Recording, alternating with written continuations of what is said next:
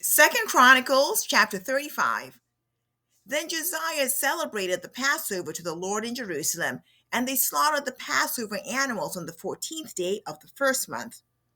He set the priests in their offices and encouraged them in the service of the house of the Lord. He also said to the Levites, who taught all Israel and who were holy to the Lord, "Put the holy ark in the house which Solomon, the son of David, king of Israel, built. It will be a burden on your shoulders no longer. Now serve the Lord your God and his people Israel. Prepare yourselves by your father's households in your divisions, according to the writing of David, king of Israel, and according to the writing of his son Solomon. Moreover, stand in the holy place according to the sections of the fathers' households of your brethren, the lay people, and according to the Levites by division of a father's household. Now slaughter the Passover animals, sanctify yourselves, and prepare for your brethren to do according to the word of the Lord by Moses." Josiah contributed to the lay people, to all who were present, flocks of lambs and young goats for all the Passover offerings, numbering 30,000 plus 3,000 bulls.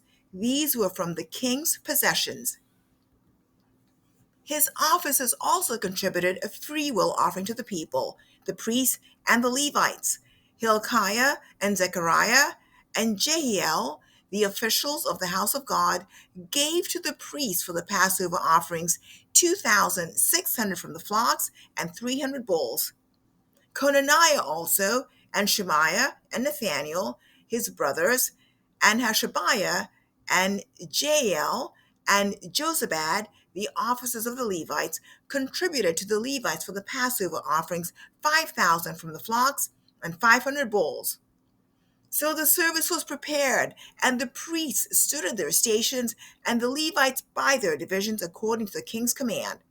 They slaughtered the Passover animals, and while the king sprinkled the blood received from their hand, the Levites skinned them.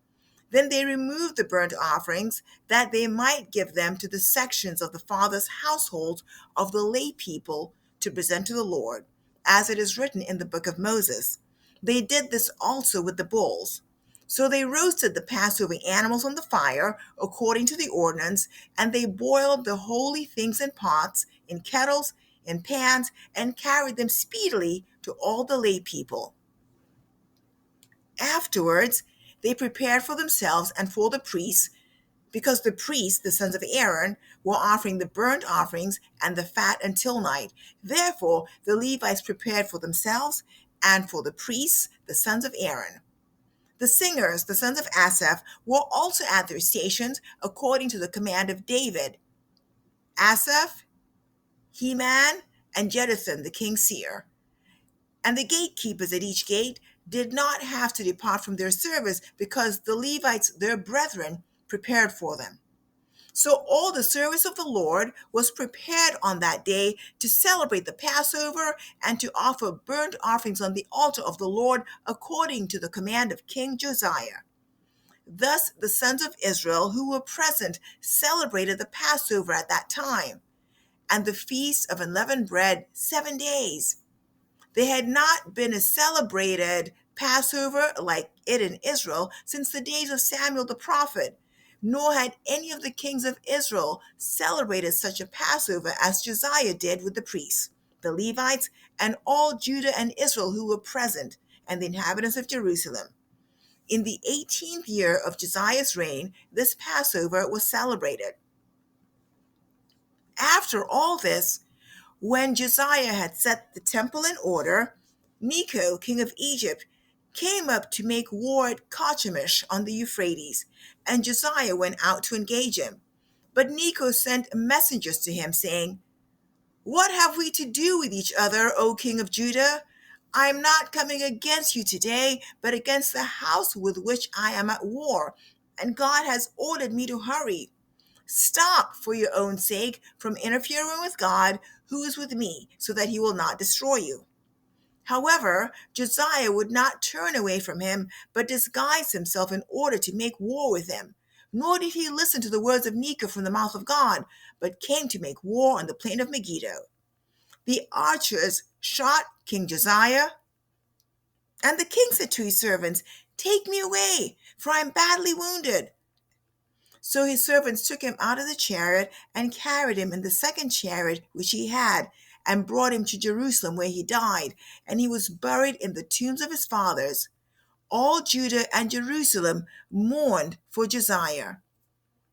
Then Jeremiah chanted a lament for Josiah, and all the male and female singers speak about Josiah in their lamentations to this day.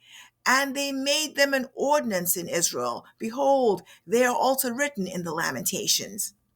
Now the rest of the acts of Josiah and his deeds of devotion, as written in the law of the Lord, and his acts, first to last, behold, they are written in the book of the kings of Israel and Judah.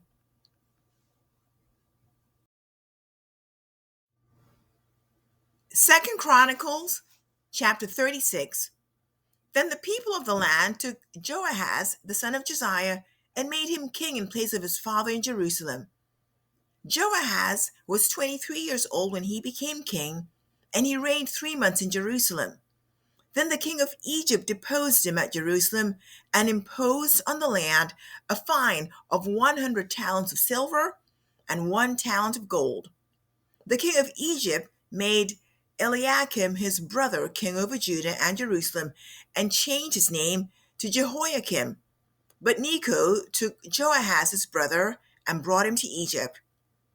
Jehoiakim was 25 years old when he became king, and he reigned 11 years in Jerusalem. And he did evil in the sight of the Lord his God. Nebuchadnezzar, king of Babylon, came up against him and bound him with bronze chains to take him to Babylon. Nebuchadnezzar also brought some of the articles of the house of the Lord to Babylon and put them in his temple at Babylon. Now the rest of the acts of Jehoiakim, and the abominations which he did, and what was found against him, behold, they are written in the book of the kings of Israel and Judah. And Jehoiakim his son became king in his place. Jehoiakim was 8 years old when he became king, and he reigned 3 months and 10 days in Jerusalem, and he did evil in the sight of the Lord. At the turn of the year, King Nebuchadnezzar sent and brought him to Babylon with the valuable articles of the house of the Lord. And he made his kinsman Zedekiah king over Judah and Jerusalem. Zedekiah was 21 years old when he became king, and he reigned 11 years in Jerusalem. He did evil in the sight of the Lord his God. He did not humble himself before Jeremiah the prophet who spoke for the Lord. He also rebelled against King Nebuchadnezzar, who made him swear allegiance by God. But he stiffened his neck and hardened his heart against turning to the Lord God of Israel. Moreover, all the officials of the priests and the people were very unfaithful, following all the abominations of the nations. They defiled the house of the Lord, which he had sanctified in Jerusalem. The Lord, the God of their fathers, sent word to them again and again by his messengers, because he had compassion on his people and on his dwelling place.